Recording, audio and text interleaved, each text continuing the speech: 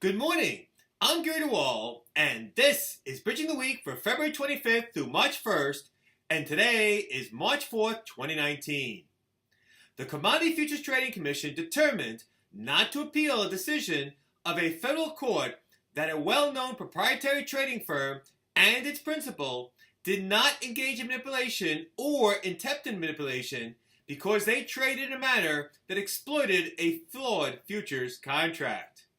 Unrelatedly, the founder and principal operator of a company that marketed a purportedly fraudulent cryptocurrency was indicted for wire fraud and unlawful monetary transactions in a U.S. federal court in Massachusetts. Last week, I had the pleasure of leading a panel on a basic overview of crypto assets before the Structured Finance Industry Group's annual conference in Las Vegas, Nevada. I was joined by wonderful panelists, and I hope the audience had as much fun in learning as we did. But now, back to my day job. So, let's get started.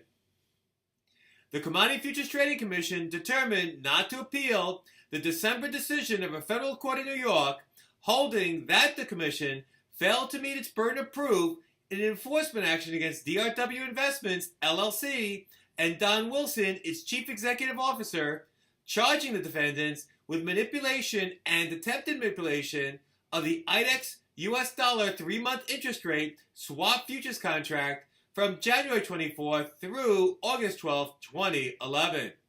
The court ruled against the CFTC following a bench trial that concluded in December 2016. Although the CFTC did not announce the reason for its decision, it noted that, quote, while the agency will not move forward with this case, it will continue to vigorously enforce the Commission anti-manipulation provisions and prosecute cases through trial where necessary, end of quote. In its complaint and during the bench trial, the CFTC claimed that the defendants engaged in their prohibited conduct by placing bids involving the relevant futures contract, quote, that DRW knew would never be accepted, end of quote, to artificially influence the settlement prices in their favor during the 15-minute period that most influenced settlement prices on at least 118 trading days in a quote-unquote banging the close type scheme. However, the court said that it was not manipulation or attempted manipulation for defendants to take advantage of floor exchange rules that were public information where their bids reflected their bona fide perception of fair value and were designed to induce liquidity. Keep in mind, this case was prosecuted using the CFTC's traditional prohibitions against manipulation and attempted manipulation, which require a showing of an intent to create an artificial price. The CFTC now has the ability to bring a case charging manipulation under a new Dodd-Frank provision of law, which only requires a showing that a person recklessly engaged in a device, scheme, or artifice to defraud without needing to demonstrate any intent to cause an artificial price.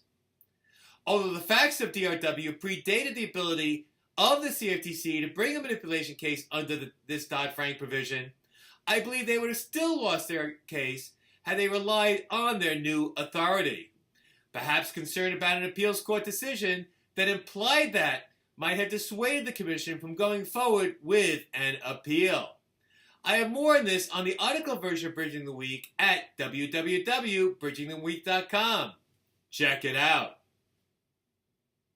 And finally, Randall Crater, the purported founder and principal operator of MyBitcoinPay Inc., was indicted in a federal court in Massachusetts with 4 counts of wire fraud and 3 counts of unlawful monetary transactions in connection with the marketing of an allegedly fraudulent cryptocurrency, MyBitcoin.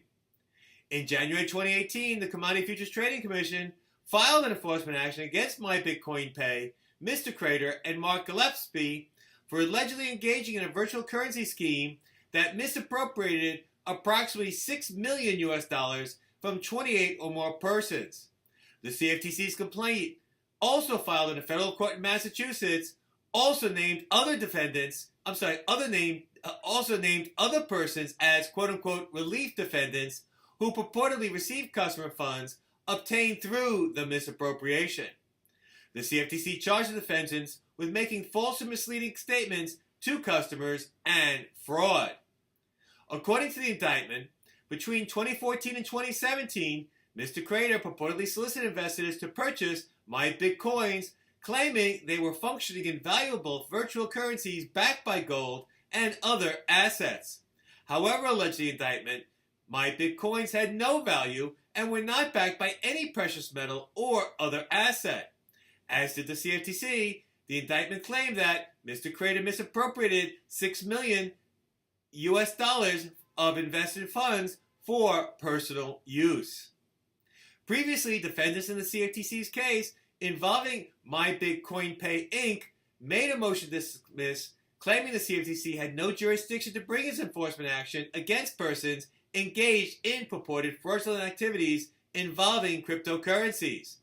In September 2018, a federal court in Massachusetts held that the cryptocurrencies are commodities as defined under applicable law, and that the CFTC's authority to bring enforcement actions under its fraud-based manipulation authority extends to fraud cases that are not grounded in illicit market conduct.